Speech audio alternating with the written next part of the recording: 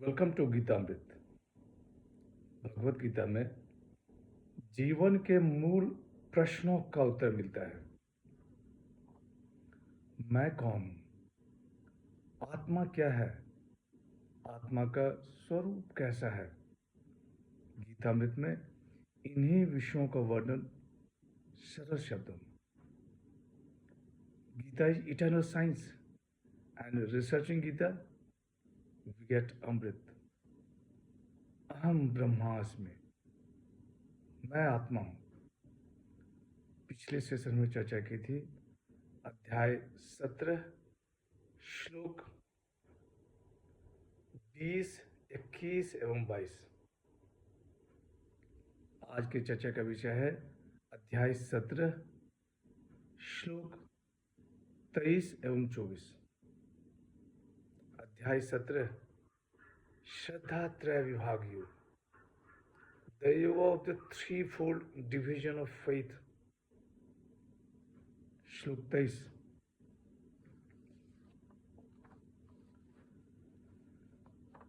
ओम तत्सदिति निर्देशः ब्रह्मन् स्त्रिविधः स्मृतः ब्राह्मणास्तेन वेदाश्च यज्ञाश्च विहिताः पुरा। श्री भगवान वाच। हे पार्थ, ओम, तत् और सत इन तीनों नामों से जिस परमात्मा का निर्देश किया गया है उसी परमात्मा ने सृष्टि के आदि में वेदों, ब्राह्मणों और यज्ञों की रचना की है। The blessed Lord said, Om Tat Sat. This is considered to be the threefold symbol of Brahman.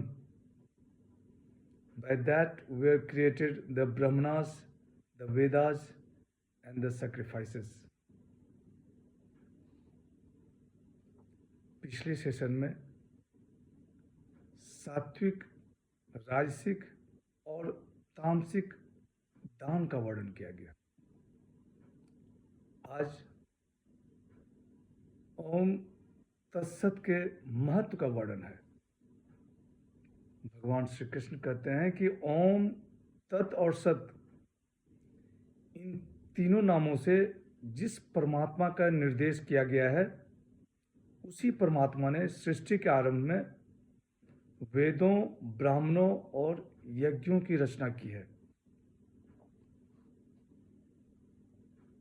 ओम तत्सत, ये तीनों परमात्मा के नाम हैं। उसी परमात्मा ने सृष्टि के आरंभ में वेदों, ब्राह्मणों और यज्ञों की रचना की है। इन तीनों में विधि बताने वाले वेद हैं, अनुष्ठान कराने वाले ब्राह्मण और क्रिया करने के लिए यज्ञ है।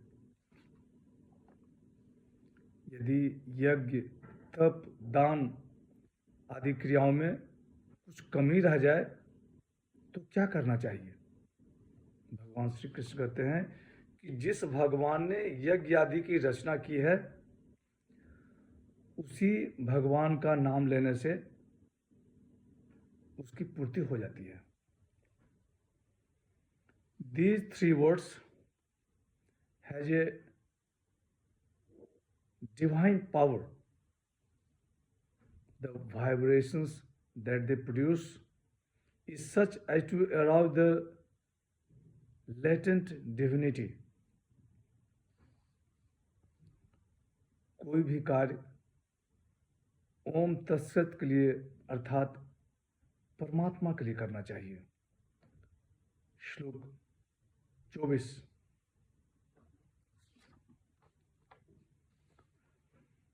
तस्मादो मृत्यु दाहृत्य यज्ञ दान तप क्रिया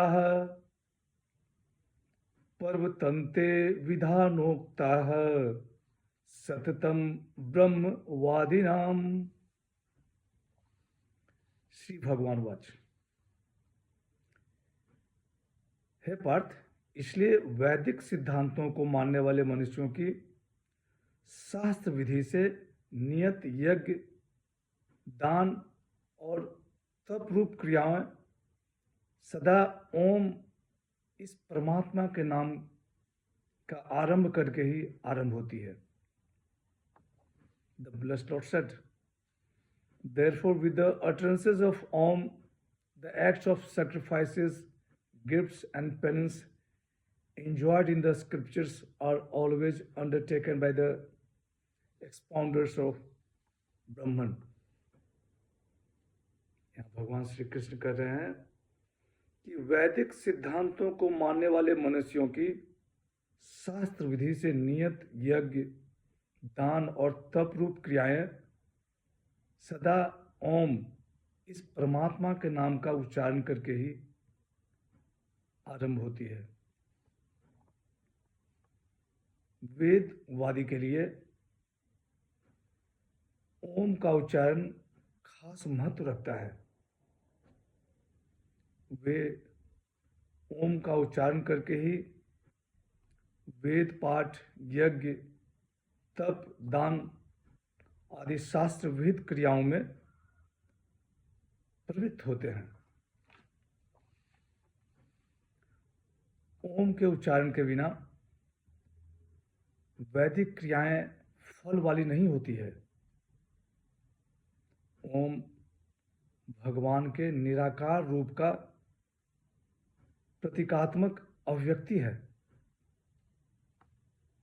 मांगलिक कार्यों के आह्वान के लिए ओम प्रथम स्थान पर रखा गया है।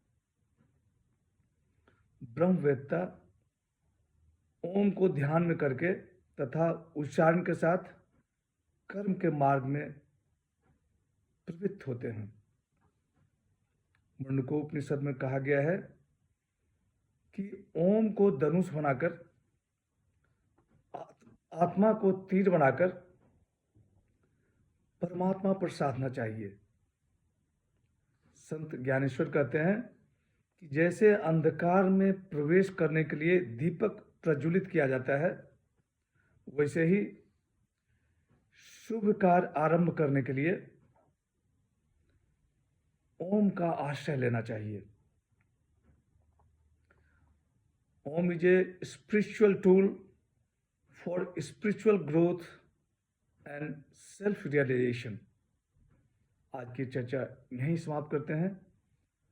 अगले सेशन में तत् और सत पर चर्चा करेंगे।